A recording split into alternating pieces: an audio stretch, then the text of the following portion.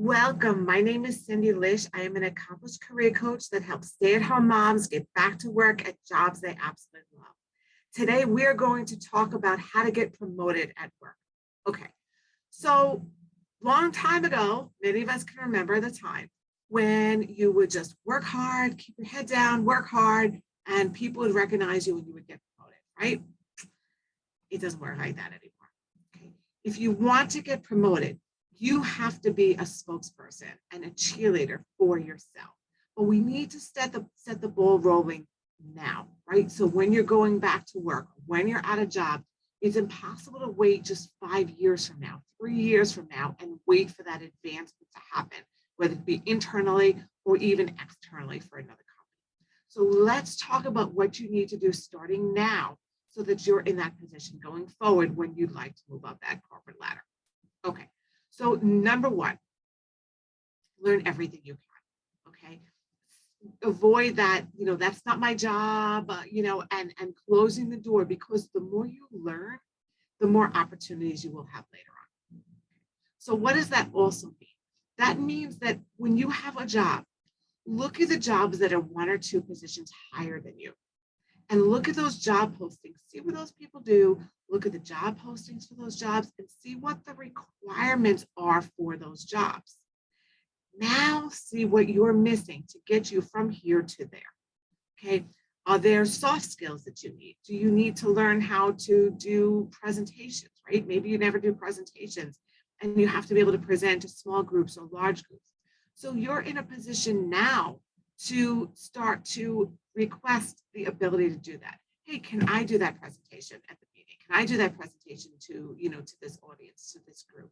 So put yourself, a little bit out of your comfort zone so that you're learning the skills and perfecting the skills that you need to know to get to that next level. Okay. Maybe you need to learn how to manage a team. Maybe you need to learn how to, work better in a group. Maybe your writing skills have to be improved. So maybe you can take an online writing course, right? Also look to see what else is required, maybe in terms of certifications or degrees. Do you need a project management certification? Do you need to increase your Excel skills? You need to learn how to do pivot tables. I mean, I don't know, what job are you at? What do those people have? Because you don't want to have to be in a rush in the last minute. Oh my goodness, I want to learn how to do this, but I'm missing all these things. You're not going to be able to get that promotion. Okay. So that's an important thing that you should do. Next thing, look for somebody who is, a little bit older, wiser than you, that doesn't feel you as a threat, that you can look towards as a mentor, right? And see if they're willing to be a mentor towards you.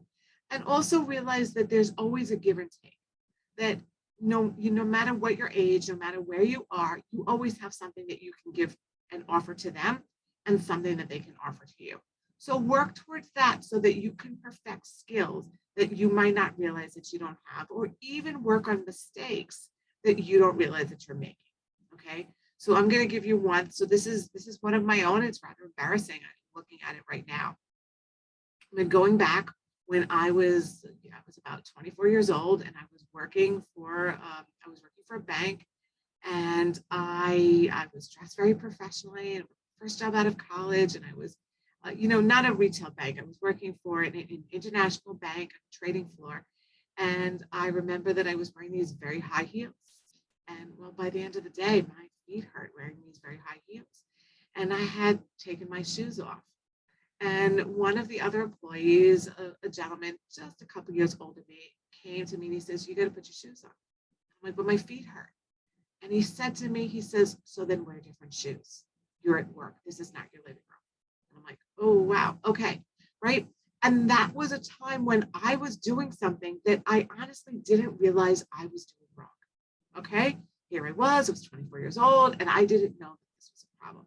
So having people help you out with things that you may not realize is a problem is going to be very helpful as far as getting you to move up. Oh yeah, and I did move up 3 times and like tripled my salary in 4 years.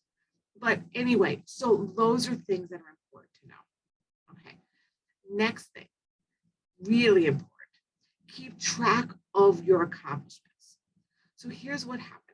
If you are really, really good at your job, you could be in the position that you are essentially putting out all the fires before your bosses and supervisors ever even know that they exist. Yeah, you could be that good that they don't know that there was a problem.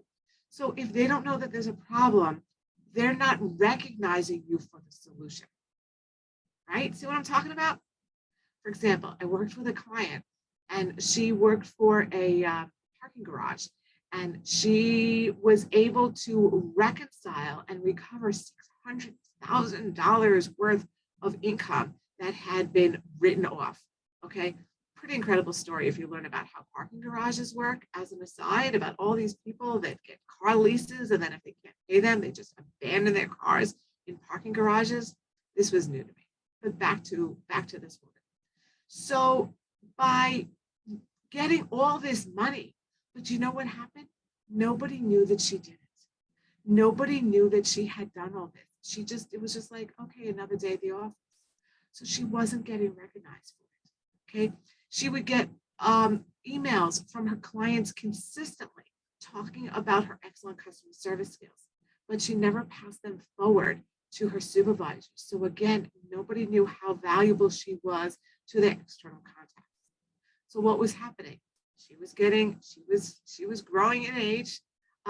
They were having her come in, train younger people, but she wasn't getting promoted, right? She wasn't coming to them and telling them, this is what I've done for us. This is what I've done for our company since last year. I've done these things, okay?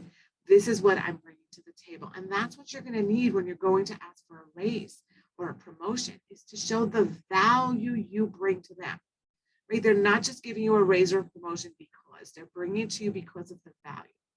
So it's important to know the value you bring to them, what your accomplishments are there, why they're in a better place since you being there. It's also important to know what's required of these other jobs and how you can contribute. And the other thing that is important to know is to know the going market salary or rates for the positions, for the ones that you are in or ones that you're going towards, right? Because you're looking for your salary to be in that market value. Okay, if a market value for your position is whatever it is, 60 or 70 or 90 or 150, it doesn't matter. They're not going to pay you 3 times that amount. They're going to pay you what the market value is or a little bit higher than that. So understand and do your research, go to Glassdoor, do your research on what the salaries are, okay? Now, if you're doing all of this for a company and you are not being advanced, you're not moving forward, well, then it may be time to look for another position, because it is said that the people that get the most advancement in their careers and make the most money are people that don't just stay somewhere for a long period of time, right? That every 3 years or every 5 years, they're looking to move on to the next level, the next place, the next promotion. They're always looking on what's better, okay?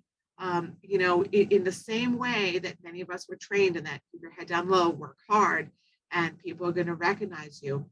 It's that same complacency that keeps people at jobs for 20 years in a stagnated state, okay?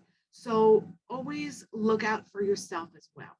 You're looking out for the company, but you're looking out for yourself, and set the ball in motion today, right? Even if you're starting a new job this week, set the ball in motion today of where am I and what are my plans for the future and what are my plans to get there? And let me keep track of all those accomplishments, because I'm going to need them either to show to my current position because I want to show why I'm valuable to them, or I'm going to need them where else? You know it. I'm going to need them for my resume, right? As I'm applying to other positions, I'm going to need them for my resume to show this is what I've accomplished. This is what I can do for you. Okay. So that's how you go forward and get promotions, get raises, and make advancements in your career. Okay. Want some more information? Pop on over to my website. So much more available for you. Opportunities for you to talk with me about how I can help you get your promotions and make that next step in your career. CindyLish.com. I hope you have a super productive week. Always remember you're a warrior. I'll catch you the next time. Bye-bye.